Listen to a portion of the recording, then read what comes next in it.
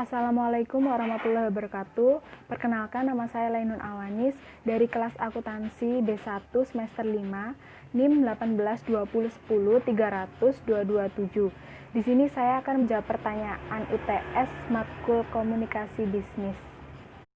Soal yang pertama, jelaskan apa yang Anda pahami tentang komunikasi bisnis. Menurut saya, komunikasi bisnis adalah proses penyampaian gagasan, pendapat, ataupun informasi yang digunakan dalam dunia bisnis dengan berbagai macam bentuk komunikasi untuk mencapai tujuan perusahaan.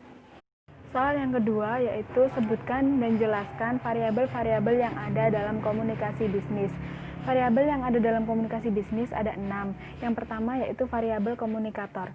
Sebab komunikator adalah pihak pertama yang mendorong terjadinya komunikasi. Di samping itu, status dan kekuatan yang ada pada komunikator juga berpengaruh pada penerimaan pesan oleh penerima pesan. Oleh karena itu, kredibilitas komunikator sangat mempengaruhi reaksi dan respon komunikan.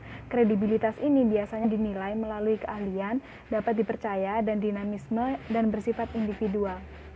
Variabel yang kedua yaitu ada variabel pesan atau informasi.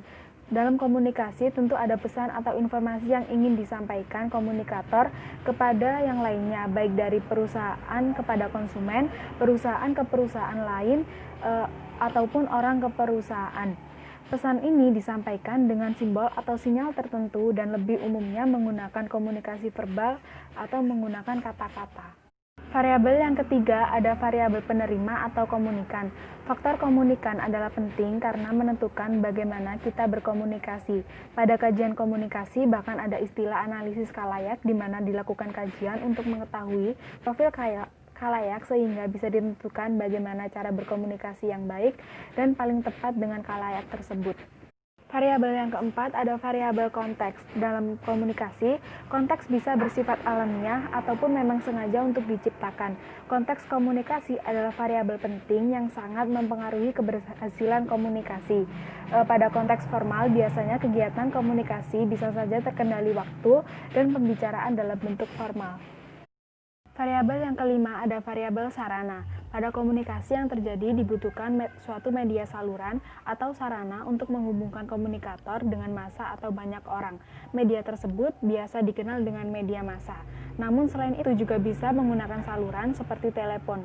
Jika target penerima pesan Anda dalam jumlah besar dan tidak statis atau tidak berdiam dalam tempat yang sama, maka bisa menggunakan telepon atau surat. Dan variabel yang terakhir yaitu ada variabel efek. Efek menjadi variabel yang sangat penting untuk diperhatikan. Efek ini bisa berupa dari yang tahu menjadi tahu, perubahan sikap atau perilaku, dan lain-lain. Namun efek tersebut bisa untuk memperkuat citra positif dari organisasi tersebut. Soal yang ketiga yaitu jelaskan cara berkomunikasi dalam komunikasi internal. Dalam berkomunikasi bisa dilakukan dengan banyak cara. Di sini saya akan menjelaskan 3 cara. Yang pertama yaitu melalui forum.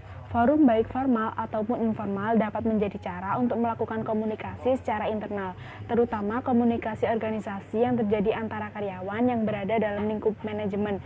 Biasanya forum ini digunakan untuk membahas mengenai obrolan yang tidak terlampaui serius. Yang kedua, bisa melalui grup obrolan. Seiring dengan perkembangan teknologi, maka komunikasi internal juga ikut mengalami perkembangan. Kini setiap organisasi rata-rata memiliki grup obrolan di media sosial masing-masing. Hal ini mempermudah menginformasikan pengumuman penting, diskusi, ataupun izin. Cara yang ketiga yaitu melalui rapat. Biasanya merupakan agenda rutin dalam sebuah organisasi. Rapat dapat membahas berbagai hal, mulai dari target bulanan, pencapaian, hingga hambatan atau kendala yang menghambat pencapaian tujuan. Soal yang keempat yaitu apa yang Anda ketahui tentang persuasif. Di dalam komunikasi bisnis terdapat pesan persuasif. Persuasif sendiri mempunyai arti bersifat membujuk secara halus.